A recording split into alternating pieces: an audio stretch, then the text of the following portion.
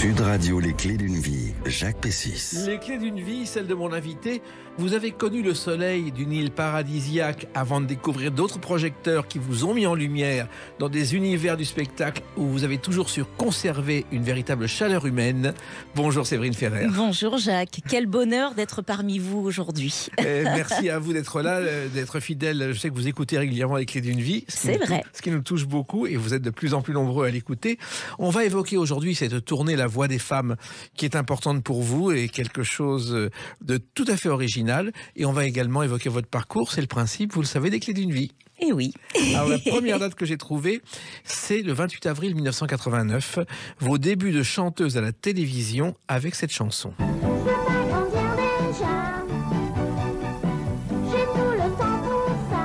Alors vous avez 12 ans et vous passez dans une émission qui s'appelle Sous la Varangue de RFO avec Peggy Crozet. Exactement, c'était mon premier disque, enfin mon premier vinyle. À l'époque, il y avait encore des vinyles.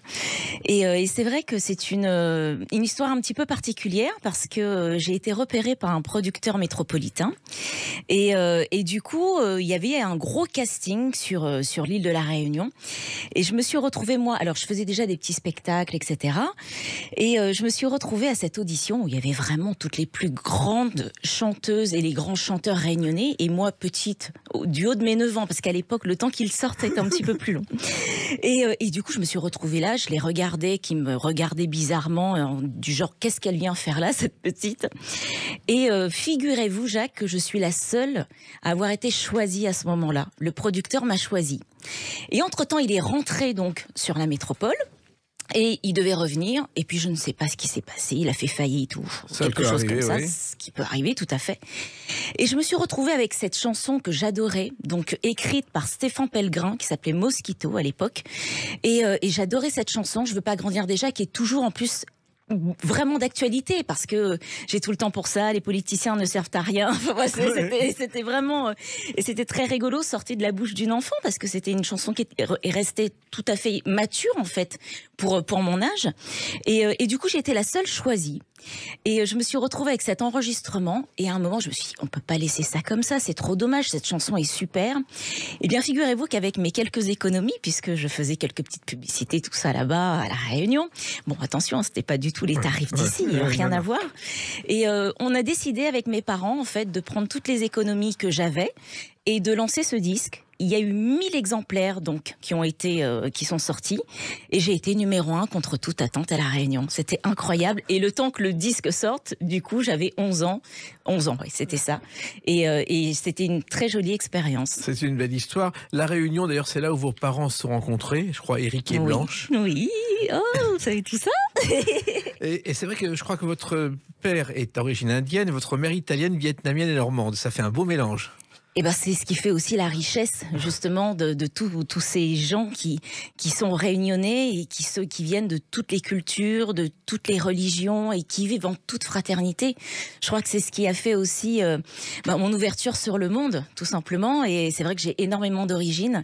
Et ce qui est rigolo, c'est que forcément, plus on vieillit et plus je suis à l'écoute de ses origines, et de temps en temps, je ressens des choses bizarrement, et je sais que ça vient de mon côté italien ou de mon côté indien ou de mon côté normand, breton. Et ce qui est génial, c'est ce mélange d'ethnies qui fait justement la richesse de la Réunion, et qui fait que c'est un petit bijou, un petit écrin au milieu de l'océan Indien. Oui, d'ailleurs, je sais qu'il y a une tradition à la Réunion, c'est le pique-nique du dimanche. Exactement. Où on invite toutes les familles. Il y a des marmites, il y a des carrés sur place, il y a un chapiteau, il y a de la sono, c'est la fête. C'est génial en fait. Alors nous, on n'en a pas fait beaucoup parce qu'à l'époque, on n'avait pas de voiture et on habitait dans la capitale. Et souvent, on en faisait quand on en faisait. Alors on prenait, vous savez, les marmites, les grosses marmites bien lourdes, et on en faisait pour beaucoup. Et on les mettait comme ça, on les enroulait dans des chiffons, et on prenait tous les marmites, on sortait de la voiture, et c'était incroyable. En tout cas, les Réunionnais sont les champions du pique-nique.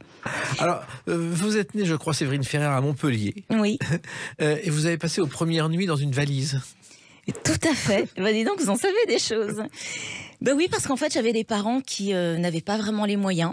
Et il se trouve que quand ils sont arrivés à Montpellier, Ils ont été victimes d'un vol à l'arraché. En fait, dans un supermarché, on a pris, en fait, ma grand-mère avait un portefeuille avec toutes ses économies. À l'époque, c'était de l'espèce, hein, c'était des espèces, il n'y avait pas de carte bleue. Et ils se sont fait arracher, donc je suppose que la personne a dû voir qu'il y avait pas mal de billets dans le portefeuille. Et quand ils sont sortis du supermarché, eh bien, on leur a pris le portefeuille. Donc, il n'y avait plus rien. Et la petite Séverine s'est retrouvée dans la valise en question qui restait, qui faisait office de berceau. Vous êtes ensuite retourné à La Réunion et tout de suite, vous avez dit « je ferai du spectacle » dès l'âge de 4 ans, Séverine Ferrer. Même avant, dès l'âge de 3 ans, et j'ai des souvenirs évidemment de moi devant la télévision avec la brosse à cheveux de maman, les talons de maman. Et souvent quand on en parle avec les parents, ils me disent « mais c'était incroyable, tu te mettais devant la télé et à l'âge de 3 ans, tu as dit « je vais être là-dedans ». On ne savait pas comment, hein, évidemment, je ne me rendais pas compte. Mais depuis l'âge de 3 ans, je disais, je veux être là-dedans, donc dans le petit écran. Oui, et votre première chorégraphie, c'était celle-ci. La bamba vole pas, oh c'est pas trop la nouba, la rumba. Vous avez fait sur cette chanson de Gottener une chorégraphie.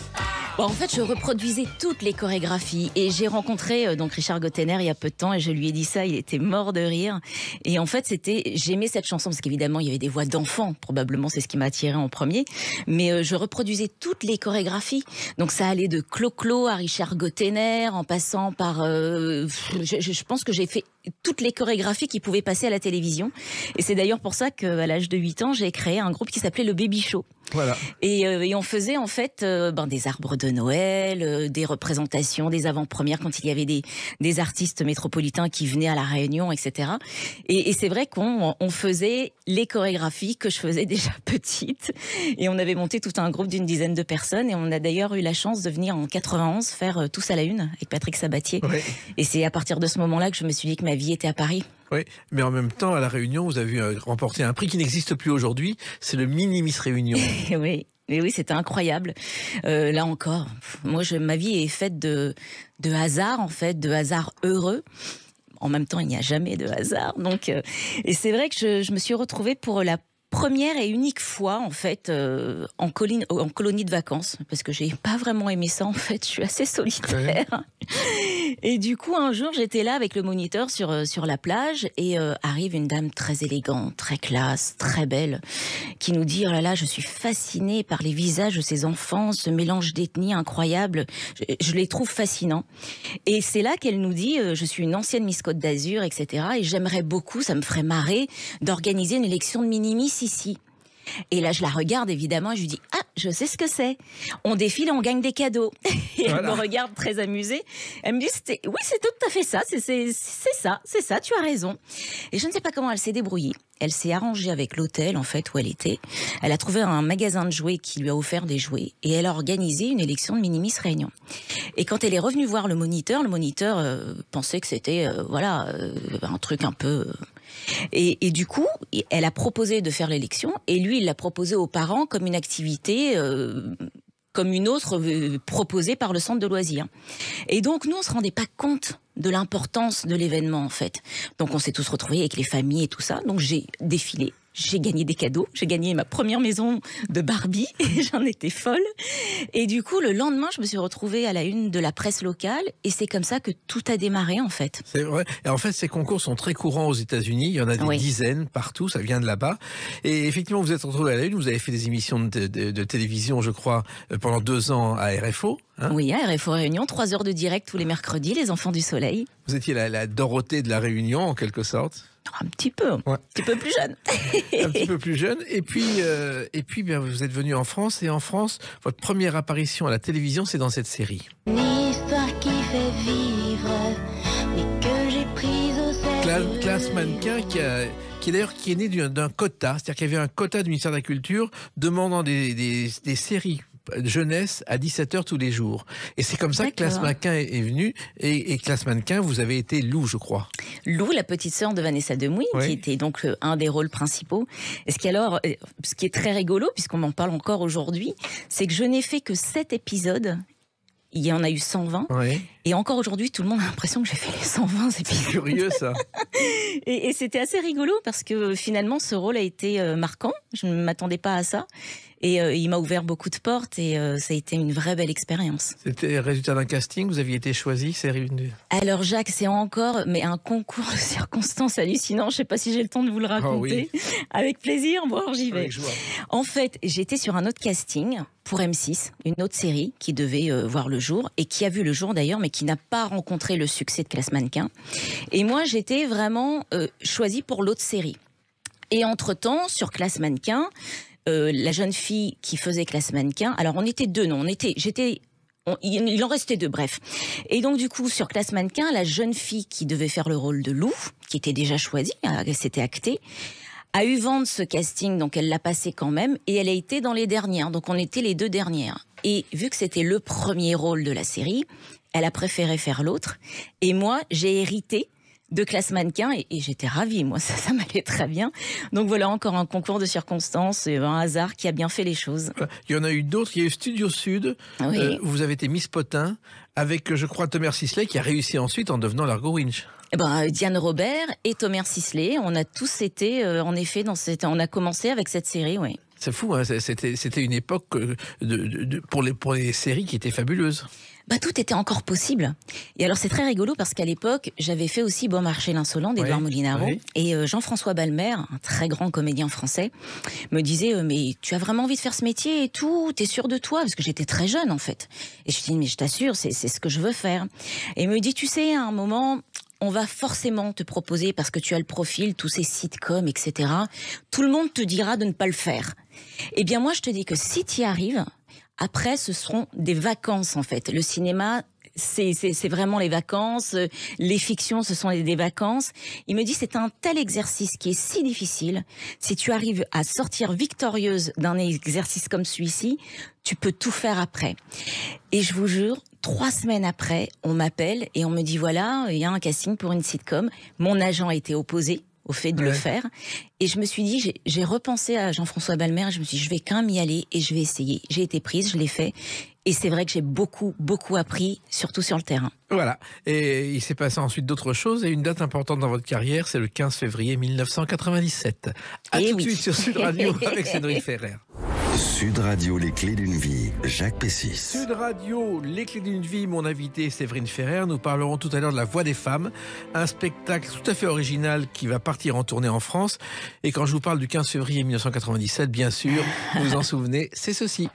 Fan de une aventure encore incroyable. Oh oui. Et vraiment incroyable. J'ai encore une anecdote. Décidément, j'en ai beaucoup. Vous me faites replonger là comme ça tout d'un coup dans ce passé. Et on est là pour vous écouter. Et ce qui était très rigolo, encore une fois de plus. Donc en fait, je rencontre une journaliste qui me dit je vais faire un pilote pour MCM. MCM, qui était une chaîne qui existe toujours d'ailleurs, musicale, qui était un peu la chaîne concurrente d'M6.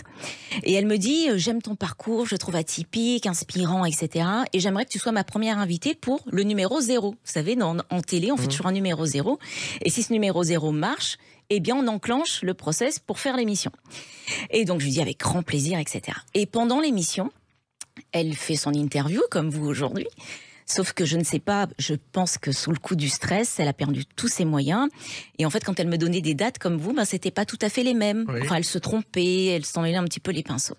Et moi, je savais pas trop quoi faire. Je voulais qu'elle l'ait, cette émission. Donc, je lui disais, oui, alors, vous n'avez pas complètement tort, mais c'est vrai que là, c'était plus cette date-là, et j'essayais tant bien que mal de récupérer, de ramener les choses comme il fallait. Et à la fin, donc de l'émission, de l'enregistrement, le directeur d'antenne vient me voir en me disant, écoutez, Séverine, vous voulez pas faire l'émission? Je dis, ah, non, mais ça va pas, vous êtes fous. Moi, si je suis là, c'est grâce à elle. Non, surtout pas. Il me dit, bon, écoutez, on se rencontre, et j'aimerais bien qu'on imagine, qu'on travaille sur une émission avec vous. Je dis, super. Et là, il me dit, mais vous bossez beaucoup avec M6. Je fais oui, en tant que comédienne, mais c'est tout. Donc il me dit oui, mais appelez-les quand même pour voir s'il n'y a pas de souci. Et donc moi, j'appelle la seule personne qui passait tous les 36 du mois sur le tournage de Studio Sud à l'époque, qui me dit écoute, au premier abord, t'as pas d'exclus avec M6, donc je vois pas où est le problème. Mais il me dit attends, je vais quand même passer un petit coup de fil, je te rappelle. 2 heures plus tard, il me rappelait. 3 jours plus tard, j'avais rendez-vous rue Bayard. Et pour le coup, voilà, j'ai intégré M6. Et du coup, alors, ce qui était très rigolo aussi, c'est que je ne savais pas ce que j'allais avoir comme émission. Ah bon ? Et eux-mêmes ne savaient pas encore ce que j'allais avoir. Donc, la conférence de presse arrivait très vite derrière. C'était une semaine après. Le lundi, je me retrouve, je m'en souviendrai, mais toute ma vie, au bain-douche, en train de faire une bande-annonce en disant « Retrouvez-moi », etc. Et je vous promets plein de surprises, mais sans donner de nom, rien. Et le jeudi, j'ai hérité pour la conférence de presse d'une émission qui s'appelait le Hit Dance, dans un premier temps, qui était présentée à l'époque par Yves Noël et Ophélie Winter. Et ensuite, vu que ça marchait bien, on a pensé à cette émission, évidemment, qui est devenue culte pour toute une génération, qui s'appelle Fan 2. Voilà. Et l'idée de Fan 2, justement, c'était pour évoquer le phénomène du moment qui était les boys bands.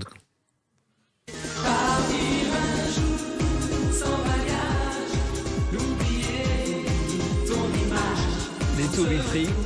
On pense à Philippe Nicolic, qui nous manque beaucoup. Oh oui. Et To Be Free, c'est un jeu de mots entre To Be Free, qui signifie être libre, et To Be Three, qui signifie être 3. Ben oui, parce que ce sont des copains. C'était vraiment, c'était pas vraiment un casting, en fait. Ce sont des copains qui se sont retrouvés à faire un casting et finalement qui ont été pris tous les 3.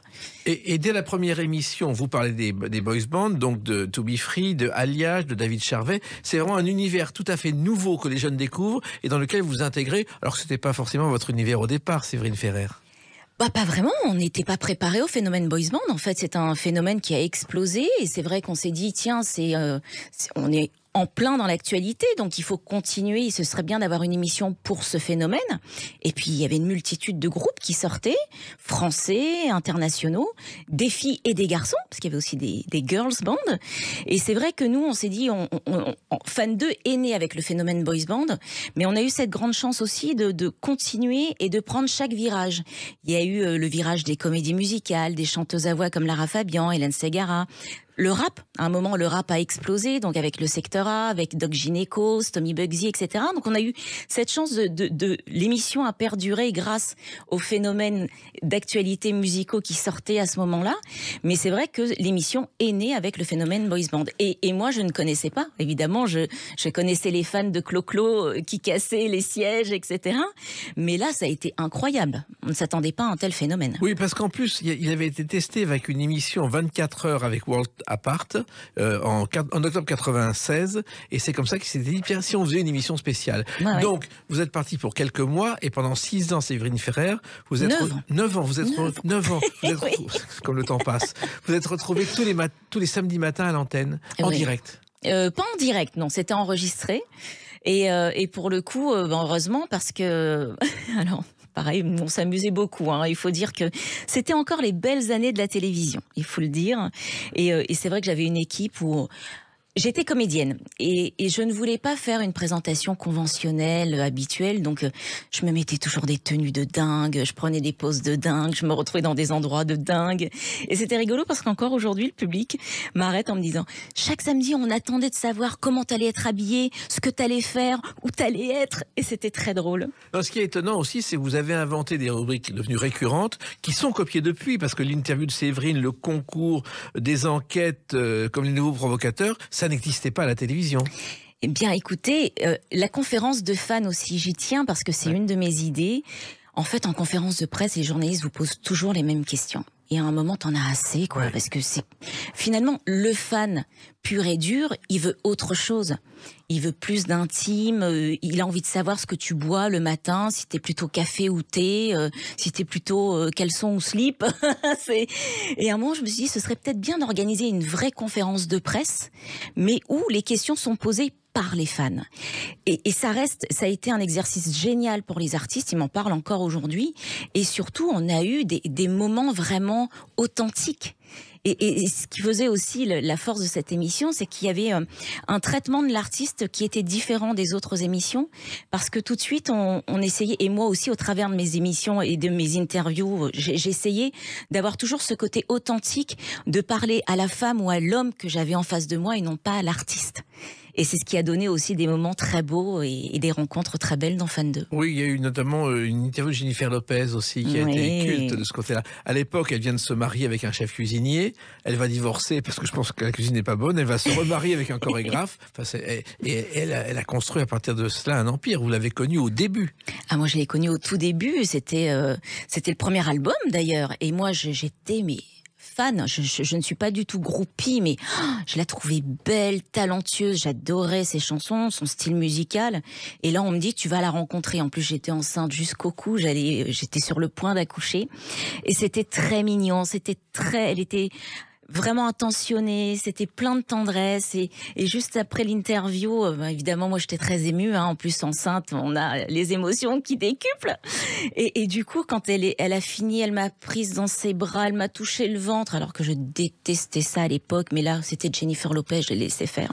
D'ailleurs toutes mes copines me disaient ah non mais ton fils il est bien, il a été béni par Jennifer Lopez.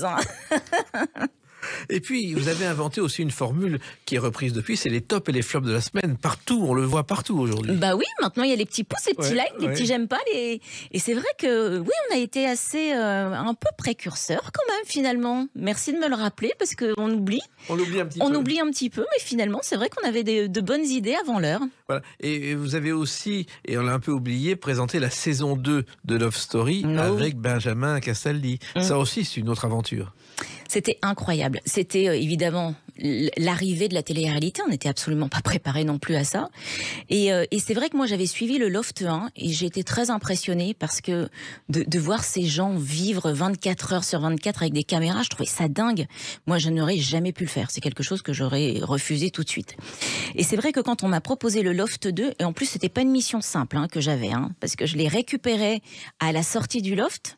Donc j'étais la première personne qui voyait le retour à la réalité, et j'étais également la dernière personne qui le voyait puisque c'était moi qui les mettais dans le loft.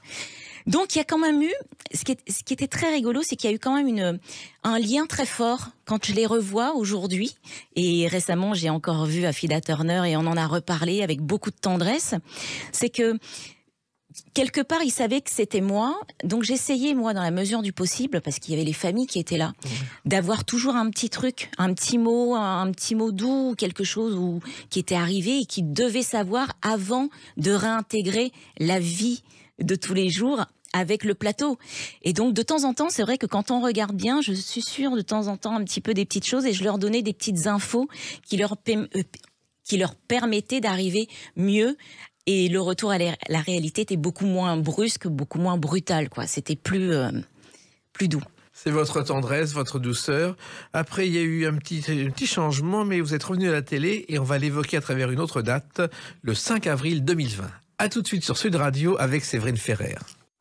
Sud Radio, les clés d'une vie, Jacques Pessis. Sud Radio, les clés d'une vie, mon invité Séverine Ferrer. Nous parlerons tout à l'heure de La Voix des femmes, un spectacle étonnant en tournée. On a évoqué vos débuts, on a évoqué Fan 2, et puis le 5 avril 2020, il y a une émission nouvelle qui est liée à cette chanson. La cuisine qui retient les petits maris qui se débinent. Juliette Gréco, la cuisine, parce que vous animez une émission étonnante sur la cuisine. On dîne chez Séverine sur une chaîne qui a malheureusement disparu, My Cuisine. Dommage. Oui. Et alors j'étais tellement heureuse. En fait, la cuisine est une deuxième passion. J'ai la passion de la comédie, etc. Mais j'ai aussi cette passion de la cuisine. En fait, évidemment, j'ai découvert la cuisine au travers de ma grand-mère quand j'étais petite, et j'aimais bien être toujours dans ses jupes quand elle cuisinait, mais elle ne m'avait jamais appris à cuisiner, j'étais trop petite. Et c'est vrai que, donc, à l'arrivée d'un premier enfant, on a toujours envie du meilleur pour son enfant, et j'ai eu envie de commencer à cuisiner des petits plats, des choses fraîches, de faire mon petit marché, etc. Et j'ai découvert cette passion pour la cuisine. C'est quelque chose qui m'apaise, c'est quelque chose qui me fait du bien, et c'est surtout cette notion de partage qui pour moi est importante. Les bons comme les mauvais moments se trouvent très souvent autour d'une table. Et je trouve que ce moment de convivialité est tellement important dans nos vies. Les beaux souvenirs, c'est toujours en famille autour d'une table. Et j'ai commencé à découvrir la cuisine et j'ai commencé à cuisiner et j'ai fait des choses... En fait, je cuisine avec le cœur et avec l'instinct. C'est très intuitif en fait. Et j'y mets beaucoup de moi dans ma cuisine. Donc il y a beaucoup d'épices, beaucoup de choses de la Réunion, beaucoup beaucoup de choses des îles en général, parce que j'adore les voyages, donc j'y mets un peu tout ce que j'aime. Et c'est vrai que quand on m'a proposé cette émission Dîne chez Séverine, déjà pour le titre, c'était une évidence.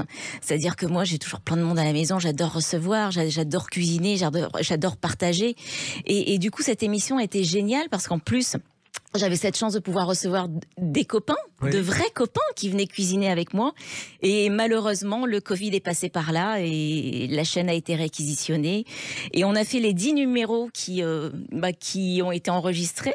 On travaillait sur la 2e saison qui malheureusement ne verra pas le jour. Dommage. Oui, peut-être un jour parce que la cuisine est de plus en plus importante à la télévision. Et je crois que l'idée était née parce que vous aviez participé à un dîner presque parfait, Séverine Ferrer, et que ça avait beaucoup plu. Que j'avais gagné en plus. Oui. Alors c'était complètement dingue.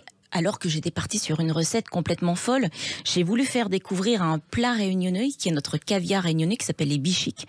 Et c'est vrai que l'aspect des bichiques est pas très alléchant quand tu les vois. Ce sont des petits, une sorte de petits poissons avec des petits yeux. Donc tout le monde a dit mais qu'est-ce que c'est que ça, etc. Et j'ai quand même gagné. Et c'est vrai que ça a donné des idées à certaines personnes. Mais moi, je suis persuadé qu'aujourd'hui, une chaîne reprendrait cette émission. Ça fonctionnerait parce qu'en plus, vous étiez en condition pour interviewer des gens qui, autour d'un plat, se confient beaucoup plus. Ils se confient beaucoup plus. Et en plus, c'était pas facile. C'est un exercice difficile parce que tu dois cuisiner avec la rigueur. On sait, quand on cuisine, on doit avoir ça, penser à ça, la cuisson, ne pas mélanger les étapes, etc. Tout en interviewant quelqu'un. Ah, c'était très compliqué. Je peux vous dire que je sortais de ces journées de tournage, mais j'étais rincée. Remarquez, passer du four au succès, c'est aussi une chose dont vous êtes capable. Alors, il se trouve aussi que pendant des années, la télévision, ça n'a pas été votre priorité. Vous avez un jour décidé que vous avez fait quelques émissions sur RFO, mais en même temps, c'était plus votre truc, Séverine Ferrer. J'ai eu tellement de belles années à la télé. Et vraiment, je ne parle pas parce que c'est terminé, etc. J'ai fait plein d'autres choses. Mais aujourd'hui, c'est vrai que... Alors à l'époque, je n'arrivais pas à choisir. Parce que je me dispersais pour beaucoup. Beaucoup me disaient, tu te disperses, à un moment, il faut choisir entre la chanson, l'animation, la comédie, tu peux pas tout faire en même temps. Mais moi, mes exemples, ils étaient américains. Mon exemple, c'était Will Smith. Dans toute sa splendeur, Will Smith faisait une sitcom, Le Prince de Bel-Air, il a fait des films, il chantait, il sortait des albums. Enfin, pour moi, c'était normal. Et donc, j'ai toujours travaillé avec ce mode de fonctionnement-là, en fait. Et donc, si bien que moi, la télé... elle m'est tombée dessus quelque part, par hasard. C'est encore un hasard heureux. Et c'est vrai que au fond de moi, j'ai toujours eu... je veux être comédienne. Depuis que je suis toute petite, c'était « je veux être comédienne ». Et il se trouve qu'entre-temps, évidemment, la télévision m'a fermé quand même quelques portes, parce que nous sommes en France. Maintenant, ça a un petit peu évolué, parce que, mine de rien, on est quelques-uns comme ça, on a pu ouvrir à un moment une brèche qu'il n'y avait pas en France. Et du coup, c'est vrai que la scène m'a beaucoup manqué. Et au moment où j'ai arrêté la télévision, eh bien, le théâtre est revenu au grand galop. Et je vous jure, Jacques, j'ai arrêté donc le vendredi. Le mardi, j'avais 3 pièces chez mon agent. Et dont les monologues du vagin, qui a été une expérience formidable. Et c'est vrai qu'aujourd'hui, si on me demandait de choisir, autant à l'époque je disais je ne pourrais pas choisir parce que j'aime trop tout ce que je fais. Aujourd'hui, si on me demandait de choisir qu'une seule activité, ce serait, mais sans aucun doute, le théâtre. Oui, et en plus, les monologues du vagin, c'est un événement. Je crois que au départ, ça a été monté en 96 et c'est devenu un classique du féminisme contemporain, traduit en 46 langues quand même. Oh oui. Et comment vous êtes arrivé dans cette aventure ? Incroyable. Encore une fois, quand les monologues sont arrivés en France, je me souviens, c'était Fanny Cotenson, en fait, qui a été la première à le jouer. Et j'ai eu un tel coup de cœur pour ce spectacle, j'allais voir toutes les distributions. Parce que, vous savez, ça changeait régulièrement. Et je rêvais. C'était un vrai rêve de pouvoir interpréter cette pièce. Et un jour, on m'appelle. Isabelle Ratier, la metteuse en scène des monologues, m'appelle. Et elle me dit, voilà, je voudrais t'auditionner pour les monologues du vagin. Puis là, je dis, non mais arrêtez, c'est qui? C'est pas drôle, vous savez très bien que c'est quelque chose qui me tient à cœur, mais arrêtez, c'est n'importe quoi, c'est qui? Elle me dit, mais non, c'est bien Isabelle. Et c'était bien Isabelle Ratier. Donc je me retrouve à faire l'audition, et en plein milieu du texte, elle m'arrête, elle me dit, c'est bon. Je dis, c'est bon, c'est mort en fait, c'est fini. Elle me dit, non, c'est bon, tu es prise. Vous imaginez ma joie, forcément c'était un cadeau du ciel. Et j'ai attendu, parce qu'il y avait une liste d'attente à l'époque, de comédiennes qui étaient en attente. Et entre-temps, j'ai joué finalement plus tôt que prévu, puisque il y a une réunion, il y a une tournée qui a été du coup organisée à La Réunion. Et elle m'a dit, mais ce serait génial que tu le fasses. Et alors les monologues, la première des monologues, je me suis retrouvée devant pratiquement toute ma famille à La Réunion, en train de parler de sexualité. À La Réunion, qui reste quand même encore un sujet un petit peu tabou, je peux vous dire que je m'en souviens de ma première des monologues à La Réunion. Et ça a duré 10 ans. C'est une aventure qui a duré 10 ans. Avec en tournée, il y a eu le Théâtre Michel aussi à Paris. Oui. Et tout, et ça, Le Théâtre de Paris. Ça peut reprendre un jour parce que c'est vraiment quelque chose qui vous tient à cœur. Ah, ça va probablement reprendre un jour, bien sûr. Et c'est surtout un spectacle qui a fait bousculer les choses, enfin qui a vraiment fait avancer les choses. Oui, et il y a un autre spectacle que vous avez joué très émouvant, c'est quand vous avez rendu hommage à Wolinski au Théâtre des Jazets après les attentats de Charlie Hebdo. Je ne veux pas mourir idiot. Oui. Et là aussi, c'était incroyable. Ça a été une rencontre magique avec Georges Belair. Georges qui l'avait interprété en 68 avec Philippe Auguste. C'était les 2 derniers rescapés de la pièce. Et c'est vrai que moi, j'ai joué une pièce qui s'appelait pour le... je sais même plus comment elle s'appelait. Bref, bon, j'ai joué une pièce avec Georges et c'est comme ça que je l'ai rencontré juste avant le Enfer et contre tout. Enfer et contre tout, exactement. Je cherchais le titre de la pièce. Et est arrivé ce qui est arrivé. On a été tous c'était pendant la pièce. En plus, on a tous été très touchés. Et c'est là que les Georges et Philippe se sont dit, mais il faut qu'on remonte. Je ne veux pas mourir idiot, qui est tellement d'actualité. En plus, c'était sur mai 68 et on était en plein dans l'actualité. Et aussi pour rendre hommage à Monsieur Wolinski qui nous manque énormément. Et pour le coup, je me suis retrouvée dans cette aventure folle et je n'avais vraiment pas conscience de ce qu'on était en train de faire en fait. C'est après la pièce que je me suis rendu compte qu'on avait pris beaucoup de risques. Parce que la toute première, on avait commencé à voir les camions de CRS arriver. Et j'ai dit, mais c'est pas pour nous, ça. Mais non, c'est pas pour nous. Et c'était pour nous. Et chaque soir, ils attendaient qu'on sorte du théâtre, qu'on s'en aille, qu'on rentre dans nos voitures, et ils partaient après. Et quelques temps plus tard, quand j'ai arrêté la pièce, j'ai fait une espèce de prise de conscience et je me suis dit, mais c'était un petit peu dangereux s'il y avait des CRS tous les soirs devant le théâtre. Mais peu importe. Ce qui était le plus important pour nous, c'est de rejouer cette pièce et surtout de rendre un vibrant hommage à Monsieur Wolinski. Dans ce Théâtre des Jazets où ont été tournés en partie Les Enfants du Paradis de Marcel Carné, dont le directeur Jean Bouquin d'ailleurs est lié à 68 puisque c'est à cette époque-là qu'il est parti à Saint-Tropez, qu'il a créé des vêtements pour Bardot qui ont fait la gloire de Bouquin et de Bardot. Cet homme est incroyable. C'est vraiment, mais c'est une bible. Moi j'adore cet homme et surtout ce théâtre a une âme. À chaque fois que je passais dans les couloirs, je ressentais des choses. On sentait que le lieu avait vécu, mais tellement. Il est magique, ce théâtre. Oui, et il fait ce qu'il veut, Jean Bouquin, un jour. Ah oui, ça c'est sûr. Je me souviens, il avait un problème avec Air France. Il y a un groupe d'Air France qui est venu, il les a jetés en disant « Je veux plus entendre parler de vous ». Ah, mais il est comme ça. Voilà. Mais c'est pour ça qu'on l'aime. Alors, il faut savoir aussi que votre réussite est exceptionnelle, Séverine Ferrer. C'est gentil. Mais il y a eu quand même des moments difficiles. Je crois que dans vos jeunes années, vous êtes tombé sur un escroc. Vous deviez aller au Concours de la Fayette et vous avez fini dans un hôtel Porte de Châtillon. Justement, on en parlait tout à l'heure. C'était pour Tous à la Une. Oui. Donc, je suis invitée parce que mes copines du Baby Show, donc le groupe que j'avais créé à La Réunion, m'ont fait une surprise, ne m'ont rien dit et ont écrit une lettre à Tous à la Une pour passer dans l'émission de Patrick Sabatier. Il se trouve que nous sommes sélectionnés, donc on nous fait venir, etc., en métropole. Et donc, évidemment, on nous donne un budget pour prendre des hôtels, etc. Et à l'époque, donc ce fameux producteur véreux que j'avais, qui me faisait venir à Paris pour faire un disque, etc. Du coup, dit non, je m'en occupe, bougez pas, je m'en occupe. Et donc voilà, on se retrouve dans un hôtel miteux à Malakoff. Et nous, on trouve ça normal. Oui. C'est tout à fait normal. Et quelques temps plus tard, je me retrouve à la place de Charles de Gaulle Étoile et quelqu'un me laisse passer. Et je reconnais en fait le régisseur de l'époque de Tous à la Une qui me dit « Oh, mais c'est drôle, tu es venu finalement !» Parce qu'il savait que je venais de La Réunion, etc. Il me dit « Ça y est, tu t'es installé, je parle avec lui et tout. » Et puis il me dit « Alors, tu te souviens du Concorde, c'était chouette ?» Je dis « Quoi ?» Il me montre l'hôtel. Je dis « Mais jamais on était là. » Il me dit « Quoi ?» Il me dit, mais en fait, c'était cet hôtel-là qu'on vous avait pris. Donc, le producteur véreux, il a pris tous les sous, il a pris l'enveloppe avec lui, il a tout gardé, il nous a mis dans le miteux là-bas, à Malakoff. Voilà, c'est comme ça que Mais ceci dit, c'était très drôle. Nous, ça nous allait très bien, on avait 13 ans, on était très contents et c'est tout. Vous avez toujours tout osé. Oui, je suis toujours allée au bout de mes rêves. Je crois vraiment que c'est ça, en fait. J'estime qu'on n'a qu'une vie. J'estime qu'elle est beaucoup trop courte.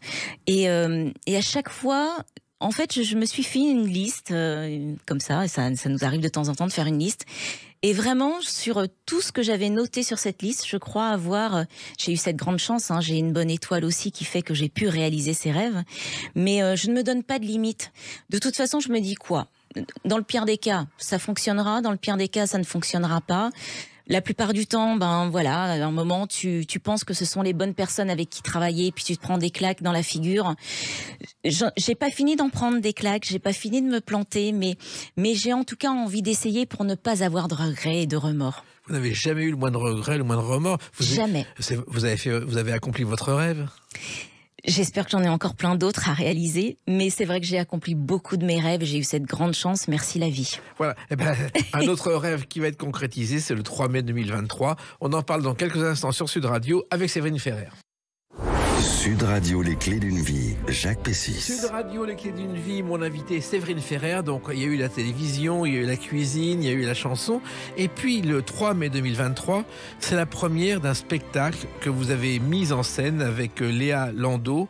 Un spectacle que vous jouez aussi. Un spectacle étonnant qui s'appelle La Voix des femmes. C'est-à-dire que c'est des histoires de femmes sans tabou. Et là aussi, c'est tout à fait nouveau. Et ce sont des histoires de femmes et toutes des histoires vraies. En fait, ce sont 45 femmes connues et respectées dans leur secteur d'activité, donc des chefs d'entreprise, des journalistes, des avocates, des comédiennes. Elles m'ont toutes fait confiance et elles ont écrit pour la première fois, pour beaucoup d'entre elles, leur vraie histoire. C'est vrai qu'au mouvement MeToo, très peu d'entre nous ont osé parler. Pas du tout par lâcheté, hein, Jacques, pas du tout. C'était vraiment une forme de protection. Aujourd'hui, maintenant, quand on raconte une histoire, c'est tellement relayé dans tous les médias, etc. Et déformé souvent. Et souvent déformé, et ça peut éclabousser aussi nos familles, nos enfants, nos conjoints, et on n'avait pas envie de ça, en tout cas on n'était pas prête. Et ça a été vraiment d'un commun accord où on s'est tout appelé en se disant qu'est-ce qu'on fait.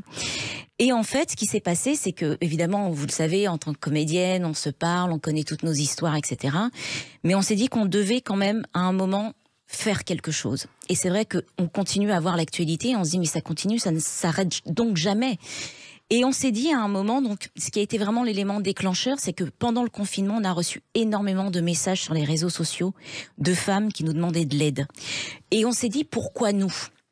Pourquoi elles envoient un message à Tonia Kiesinger, à Charlotte Gassio, à Enora Malagré, à Séverine Ferrer. Et en fait, on s'est dit que probablement, vu que nous étions étrangères et que c'était un peu une bouteille à la mer, en fait, finalement, qu'elles lançaient. Elles nous connaissent, évidemment, engagées, donc elles se sont dit que peut-être on pouvait les aiguiller. C'est d'ailleurs ce qu'on a fait. Mais ça a été une très lourde responsabilité. Et c'est à ce moment-là qu'on a pris conscience. Et en fait, on s'est dit que c'était probablement le moment, nous, de prendre la parole pour elles, pour toutes celles qui sont dans l'ombre et qu'on qualifiait d'invisibles, ce qui est insoutenable à entendre. Et du coup, j'ai demandé à chacune d'écrire son histoire. Et ce qui est très chouette, c'est qu'elles m'ont fait confiance et vraiment, elles m'ont confié des choses qu'elles n'avaient encore jamais abordées. Et ce qui est très chouette aussi, c'est que sur scène, ces 5 comédiennes que vous allez voir, alors on se prête les textes. Certaines assument complètement leurs textes, comme Nathalie Marquet-Pernot qui a déjà parlé de son cancer dans les médias, Enora Malagré qui a déjà parlé de son endométriose dans les médias.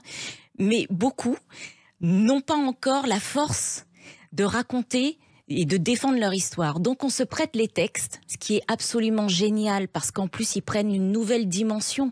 On est encore trop dans l'affect, encore trop dans... C'est très chaud pour nous, c'est très récent d'avoir écrit cette histoire. Et donc on se prête nos textes et le spectateur ne sait pas à qui appartient quelle histoire et il l'entend pour son histoire et non pas, il n'y a pas de parasite au milieu en disant attends mais elle parle de quoi, elle parle de qui, mais avec qui elle était à l'époque, etc. C'est vraiment, ce ne sont que des histoires vraies et ce qui fait l'intensité de ce spectacle.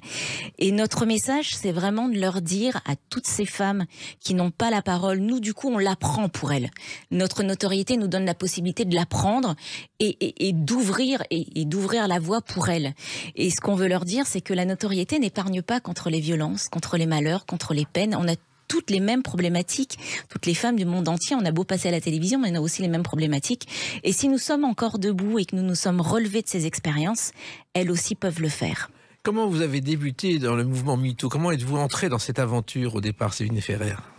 On a eu du mal en fait. On a eu du mal parce qu'on ne savait pas, c'était tout récent, on avait vécu des expériences, mais on ne savait pas si on devait les divulguer. Ça a été une vraie prise de conscience, ça n'a pas été simple. Et c'est vrai que nous, on a vu ce mouvement avancer. On fête les 5 ans, c'est horrible de fêter les 5 ans du MeToo, et on se rend compte qu'il y a encore des tas et des tas d'histoires qui sortent au quotidien. Et c'est à partir de ce moment-là où on s'est dit, en fait, on ne peut plus rester muette. On ne peut plus garder ça pour nous. Il faut qu'on raconte ces histoires pour que ça n'arrive plus à d'autres. Et surtout, avec l'explosion des réseaux sociaux, que ça n'arrive pas aux jeunes générations qui arrivent derrière, quoi. Et c'est des histoires que vous avez reçues, adaptées et mises en scène? Alors, pas du tout adaptées. C'est-à-dire que c'est vraiment des témoignages, chacune. Alors ce qui est très rigolo aussi et qui est très beau à la fois, c'est vraiment un spectacle sous forme de témoignages. Les textes se suffisent à eux-mêmes. On a voulu avec Léa une mise en scène très épurée, et c'est surtout qu'en fait les filles parlent avec leurs mots, avec leur cœur, avec leurs tripes. Donc il n'y a pas d'uniformité au niveau des textes, puisque chacune parle avec sa sensibilité et raconte son histoire avec sa sensibilité et ses émotions et ses mots à elle. Et à chaque fois, il y a 5 personnes sur scène chaque soir, et c'est un peu comme dans les monologues du vagin, ça tourne, c'est-à-dire que c'est jamais les mêmes personnes qu'on va découvrir chaque fois sur scène. Ben oui, parce qu'en fait, j'ai choisi des filles qui travaillent beaucoup, oui. Des filles qui ont des choses à dire, des filles qui sont dans l'actualité, et forcément, les emplois du temps sont compliqués. Vous imaginez, on est 9 à tourner pour faire les plannings. Je pense que je me suis arraché les cheveux pendant 3 jours pour faire des plannings entre les indispos des unes, des autres, etc. Mais chacune a trouvé du temps, et elles sont toutes sur scène avec nous, et c'est formidable. Je suis très heureuse. Charlotte Gassio, Maïmouna Gay, Tonia Kiesinger, Rebecca Hampton, Denitsa Ikonomova qui fait ses premiers pas sur scène avec nous, Marie Fugain, moi du coup, et j'oublie et Nora Malagré. Alors, il se trouve que j'ai vu sur Facebook évoluer votre casting. Vous annonciez j'ai un tel, j'ai une telle, j'ai une telle. Comment vous avez choisi, Séverine Ferrer? Ce ne sont que des femmes que j'aime, pour qui j'ai énormément d'admiration, notamment par exemple, alors je ne la connaissais pas et je rêvais de la voir dans mon casting, Nathalie Tomasini, qui est cette avocate qui a défendu Jacqueline Sauvage, Valérie Bacot, et Mercedes Serra, que je rêvais d'avoir aussi, qui est chef d'entreprise, qui a réussi en tant que femme dans le monde masculin de la pub. Et ce sont vraiment des femmes que j'aime, que je trouve engagées, qui sont là pour les bonnes raisons. Vous savez, Jacques, sur ce genre de projet, il ne faut que des femmes qui sont là pour les bonnes raisons. Et toutes ces femmes, je les aime, je les connais, et je savais que pour le coup, elles allaient bien s'entendre et qu'elles allaient défendre ce projet bec et ongles. C'est ce qu'elles font, et je suis tellement, tellement heureuse d'avoir ces femmes à mes côtés. Oui, et en plus, il faut qu'elles soient sur scène, donc actrice ou comédienne, même si elles lisent. C'est un travail que vous avez accompli, car là, vous avez été professeure, Séverine Ferrer. Eh bien, je me rends compte, j'avais déjà réalisé un court-métrage à l'époque, enfin moyen-métrage plus, qui s'appelait Opération Saint-Esprit, et j'ai adoré la direction d'acteurs. C'est quelque chose que j'adore faire. Et au travers de la voix des femmes, évidemment, je leur fais confiance parce que je les ai choisis, je connais leur talent et je connais leur talent de comédienne. Mais vraiment, j'aime apporter aussi, les accompagner dans leur interprétation, dans les émotions, dans ce qu'elles vont donner, dans ce qu'elles vont projeter. Et j'adore la direction d'acteurs. Et ces textes sont universels puisque vous abordez à propos des femmes tous les sujets qui touchent les femmes. Toutes les problématiques. Le machisme, la maternité, le harcèlement, les angoisses, tout y passe. La ménopause, il y a des choses très drôles, des choses moins drôles. C'est vraiment un vibrant hommage à la femme et un merveilleux hommage à la femme. Voilà. Et c'est en même temps un devoir de mémoire. Aussi, bien sûr. Parce que justement, ça doit rester pour les générations futures. Et puis surtout, d'expliquer à cette jeune génération qu'il y a des choses qu'on leur fait vivre, probablement, qui ne sont pas la normalité. Et c'est important de l'entendre de la bouche de quelqu'un d'autre, en fait. Il y a des choses qu'on vous impose maintenant dans la vie de tous les jours. Et en fait, les jeunes ne savent pas. Ils font leur expérience, ils pensent que c'est normal. Mais en fait, ça n'est pas normal. Comme par exemple, je vous donne un tout petit exemple, les violences conjugales dans les très jeunes couples d'adolescents. On n'en parle pas, c'est très tabou, mais ça existe. Et justement, le fait de l'entendre, la dernière fois, donc on a fait une représentation spéciale pour le 25 novembre, qui est la journée internationale de lutte contre les violences faites aux femmes, et on avait des classes de seconde dans la salle qui sont venues nous voir à la fin en disant merci de parler de ces problèmes-là, parce qu'on n'en parle pas, mais c'est ce qu'on vit. Oui, et ce sont des sujets, Séverine Ferrer, qui existaient depuis longtemps, mais dont personne ne parlait jamais. Mais vous savez, c'est la poussière sous le tapis. Hop, on n'en parle pas, on met tout ça sous le tapis et surtout on l'aborde pas, surtout dans les familles, c'est difficile d'en parler à sa famille. Donc c'est pour ça aussi, c'est notre rôle à nous de faire en sorte de mettre en lumière des problématiques qui sont souvent enfouies. Et en plus, je sais de quoi je parle, je viens de La Réunion, donc vous imaginez le nombre de tabous que j'ai pu avoir, moi, étant enfant et jeune adolescente. Il y a des choses qu'on n'abordait pas, comme la sexualité, par exemple. On n'en parlait pas du tout. Ah, mais très très peu, ou alors très très vite. On l'effleurait, hop, on n'en parlait plus, quoi. C'était vraiment ça. Et aujourd'hui, il va de notre devoir, de cette parole qu'on nous donne, qu'on puisse aborder ces problématiques-là pour que ça n'arrive pas à d'autres femmes. Alors c'est un hymne à la femme, Séverine Ferrer, sans pour autant oublier les hommes, parce que là aussi il y a un point important. Évidemment, c'est aussi un vibrant hommage aux hommes, parce que sans vous, nous ne serions rien. Et vice-versa, évidemment. Parce que ça, on n'en parle jamais, on dit les femmes, mais on oublie que effectivement les hommes et les femmes, c'est important ensemble. Mais on vit ensemble, et sans vous, vraiment, nous ne serions rien, quoi. Et c'est pour ça que, évidemment, il y a des petits pics dans les textes pour vous, mais il n'y a pas que des petits pics, il y a aussi de très belles déclarations d'amour. D'ailleurs, il y a Catherine Salvador qui nous a fait un merveilleux texte sur l'amour inconditionnel que lui a donné Henri toute sa vie. Et c'est magique. Quand on entend son texte, on n'a qu'une envie, c'est d'aimer. Et c'est d'autant plus important que moi je me souviens, Jacques Vessine, qui était le rédacteur en chef de la Vermeau, était martyrisé par sa femme et avait fondé dans les années 70 un mouvement contre le harcèlement des pauvres hommes face aux femmes, le MLH, et ça avait marché, mais on l'a pas pris au sérieux aussi, alors que c'était très sérieux. Mais vous savez qu'il y a énormément aussi de violences faites aux hommes. D'ailleurs, on l'aborde aussi dans le spectacle. Et c'est vrai que c'est quelque chose de très tabou, parce que l'homme n'ose pas en parler. Il y a toujours ce phénomène de virilité où on n'ose pas annoncer ses faiblesses et ses blessures, etc. Et on ne le croit pas en général. Et oser parler de ça, et on ne croit pas. Mais il y en a de plus en plus. C'est aussi un vrai sujet. Alors, c'est un spectacle qui va contribuer à l'évolution de la société, parce que la société doit évoluer.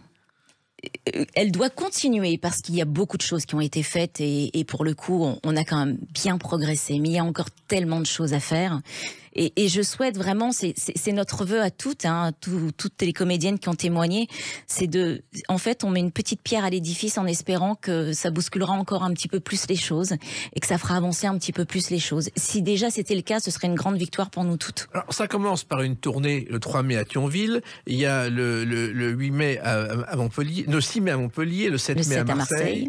Il y a toute la France, c'est un point de départ. Le 14 à Lille. Voilà, et ça va jusqu'au 24 juin au Sable d'Olonne. Et il y a un site internet pour avoir les dates, mais surtout, il n'y a pas Paris, c'est peut-être le départ d'autre chose.